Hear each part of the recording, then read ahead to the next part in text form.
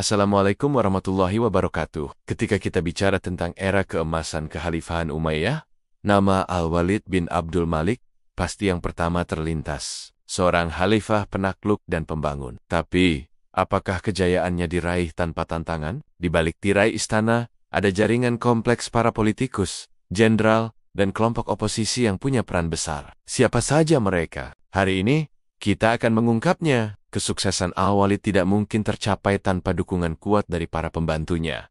Mereka adalah pilar-pilar yang menjaga kekuasaannya tetap kokoh. Al-Hajjaj bin Yusuf Ats-Sakafi. Ini dia orang nomor satu yang paling berpengaruh. Al-Hajjaj adalah gubernur Irak yang terkenal kejam, tapi sangat efektif. Meskipun banyak yang membencinya, kebijakan tangan besi Al-Hajjaj berhasil menstabilkan wilayah timur kekhalifahan dan mengamankan kekuasaan Al-Walid. Dialah arsitek di balik penaklukan wilayah Sind di India. Musa bin Nusayr, jenderal legendaris yang memimpin penaklukan Afrika Utara setelah menaklukkan Maroko. Musa melanjutkan ekspansinya ke Spanyol atas perintah Al-Walid. Tariq bin Ziyad, anak buah Musa bin Nusayr, yang namanya lebih terkenal. Tariq adalah pahlawan yang memimpin pasukan Muslim menyeberangi Selat Gibraltar dan mengawali penaklukan Andalusia. Keberaniannya membuat namanya diabadikan sebagai nama selat itu, Jabal Tariq atau Gibraltar. Ketiga tokoh ini adalah mesin utama yang menjalankan ekspansi Al-Walid, mengubah peta dunia secara permanen. Namun,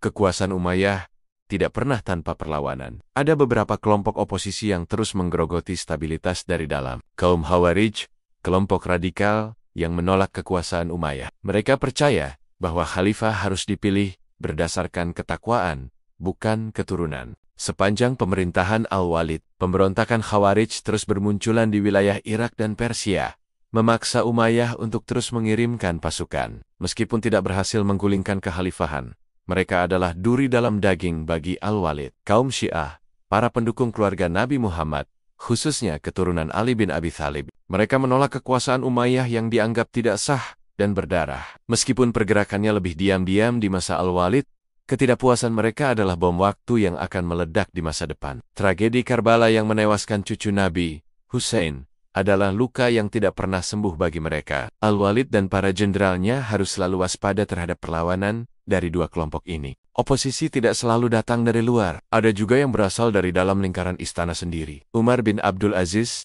sosok yang dijuluki Khalifah kelima atau Umar II. Ia adalah sepupu Al-Walid dan diangkat menjadi gubernur Madinah. Namun, Umar bin Abdul Aziz adalah tokoh yang sangat saleh dan berintegritas. Ia sering berseberangan dengan kebijakan-kebijakan keras Al-Hajjaj bin Yusuf dan visi materialistis Al-Walid.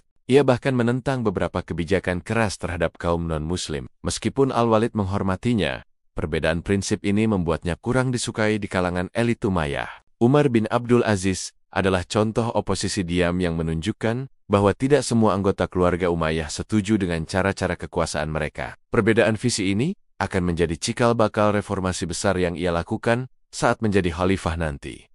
Masa pemerintahan Al-Walid Barakir pada tahun 715 Masehi. Setelah ia wafat, kekuasaan diteruskan kepada adiknya, Sulaiman bin Abdul Malik. Hal ini sempat memicu konflik, karena Al-Walid sebenarnya ingin putranya, Abdul Aziz, yang menggantikannya. Namun, hal itu digagalkan oleh ayahnya sendiri, Abdul Malik.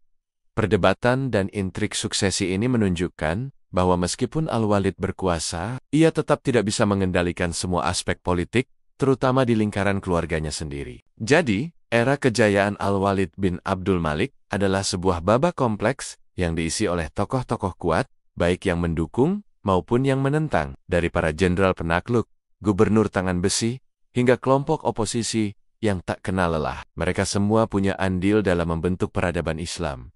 Semoga video ini menambah wawasan kalian. Jangan lupa like dan subscribe untuk kisah sejarah menarik lainnya. Sampai jumpa. Wassalamualaikum warahmatullahi wabarakatuh.